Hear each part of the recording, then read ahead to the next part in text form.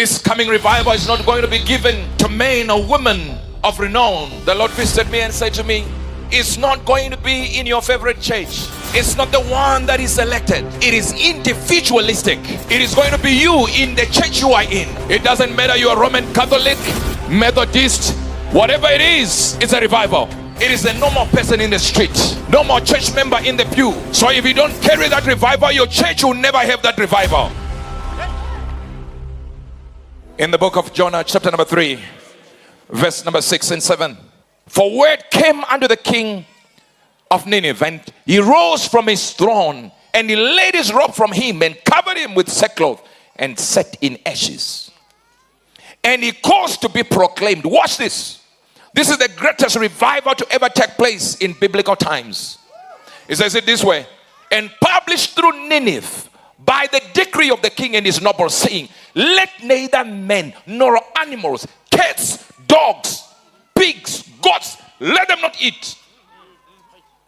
A revival so thick that even animals were prohibited to eat. They were told to fast. What sort of power would that be that makes animals to stop eating? For 7 days, animals fasted. You have never fasted for 1 day. Listen, it takes a passion for revival to happen in your life. Even when it comes to your finances, it takes a revival that is fueled by passion. This is why even rich people have written a book called The Power of Broke. If you have not gotten to a point where you are at the bottom of everything, you can never wish to rise. Some of you are okay spiritually. You think you have reached it. You are a good Christian. That's why when I say to people who think they will be left here if the rapture takes place, everyone says, no, not me, I'll go. Because nothing in you has signaled there is a problem, a deficiency in your spirit. So you are not capable of weighing your spirit. This revival you see here, these are whispers. A real revival is coming. These are simply what? Whispers. Down in Mashingo Zaka, where the Holy Writ gave us the exposition of what this is. From a tree. It was fueled by a passion. Where I sat as a young boy and I'm looking at things that I couldn't understand. That there was a God in heaven that I couldn't talk to. Passion. How passionate are you to receive this? And every conductor and master of every revival is the Holy Spirit. And when you find the Holy Spirit, he's called wind, Numa. Spirit, Numa. That means he's like wind. He can move. If you look like a stone and your form and your texture is like a stone, he will just pass you by. So as I move around here, I'm witnessing stones. And I'm witnessing rocks. And I'm witnessing people who are laid down for the master to use. A revival will cause you not to be led by the Spirit. You didn't hear what I just said. A revival will lead the Spirit to take over your feet. He no longer leads, as in leading. He is not in front. He is on the inside of you, taking the steps you ought to take.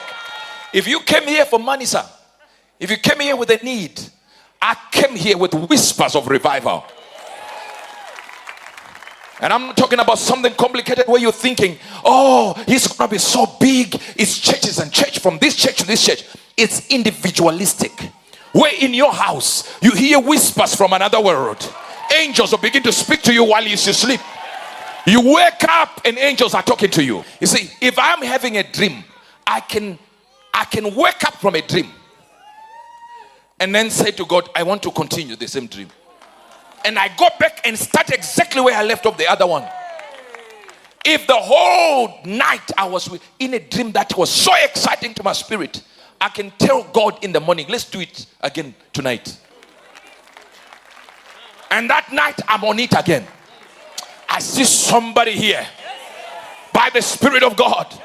They will wonder what you're doing in your house. They will wonder what you're doing in your family. Something big is about to come. And it's falling on ordinary men in the pew, ordinary women in the pew. It is not men with names and women with names. It is for everybody. I was young from Mashingo Zaka, and I heard the voice of God. You see, when passion is engaged, it births encounters. And once you have an encounter, you cannot be stopped. I don't care which church you belong to, say, ma'am, pastor, wherever, whatever church you belong, wherever you are, I decree and declare a revival, a personal revival that will cause fires and fires around your nation. You've never seen revival because a lot of people think revival starts spiritually in the church. No, it starts with individuals. A heart changing, a heart shifting to a point where you see your wife and go like, you know, this is it. The one you gave me, this one. You see your husband and say, this is it. It's a revival. When revival comes, it will shock you with shocks. You will not understand why you are being forced in a corner to do things you don't even understand. It will put a demand on you that you will never be able to accomplish if there was no spirit. But most of you are not using the demands of the spirit, and they can come as a burden. You know, when I say burden, you just wake up with a burden to speak to the president and the parliament of your country. You don't know no one in that place. You have no access to anyone. But you just wake up that if I can talk to that man, hey, that's a revival taking place in your spirit. Something is already taking place. I decree and declare to somebody here. When passion is within you, you are pushed to greater heights. Nobody can challenge passion. Real passion. I'm talking about real passion. Some churches, we are not helping them in the revival that they're already in. Look at Pastor Chris Oyakilome. Let me tell you something. Do you know the pastors that listened to Pastor Chris just last year? I'm talking about last year. That were in the classroom. Listen, I'm talking about the class we were being taught by Pastor Chris. Pastors of other churches. 120 million in one class. What does it take for 120 million gadgets to tune into one man? Just a few months back, he is in his studio teaching. Do you understand this? 2 stadiums, different countries. No. The poster says Pastor Chris will be in the studio. You attend in the stadiums. When revival takes place, that thousands and millions tune in to a man who has not left his house. And everyone who is walking towards the stadium knows exactly that the man is not there. We are going to watch him on screen. As if that is not enough, the stadium has an overflow. In another country, they know he's not coming. Say, you can't even feel your 10-seater. And yet other men are rising with anger and with fire that they speak from a certain location and the whole world listens. So without revival, we remain stagnant. Nobody becomes anything. You just become shadows of your real selves. How does it work? Passion. And sometimes passion might look negative because it is experiencing your experience in this way that you can be so broke. But when you are broke, for you to develop a passion, you don't need to start blaming yourself. You need to get to a point where you say to yourself, I'm already rock bottom. There is no other place to go except up. Listen, if you're already down here, don't worry. You can't go deeper. It's now up. I speak to somebody here. Your time for rising is now. It takes craziness to follow this God we worship.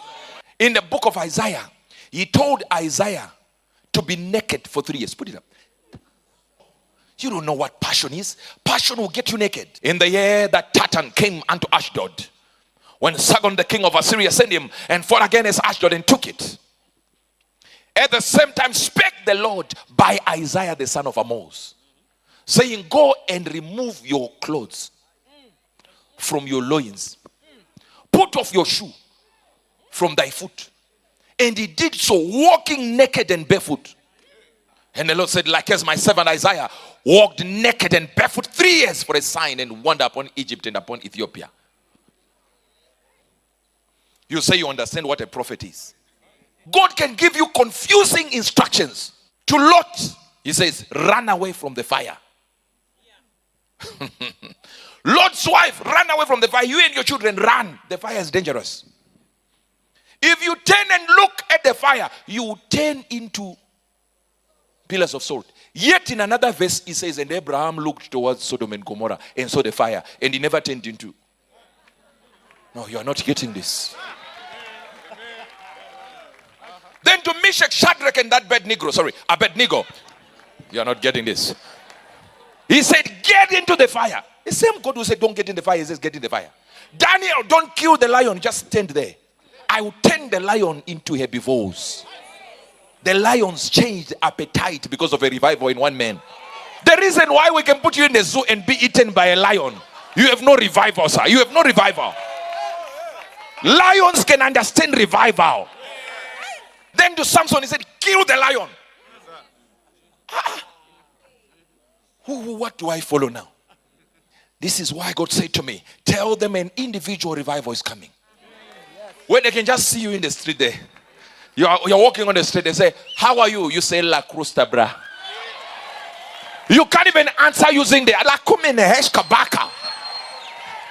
You can't even answer using their own language. You are too inside, sir. You are inside, sir. You are too inside. I said you are too inside. You are in there. The reason you think the service is long is your love for Christ is short.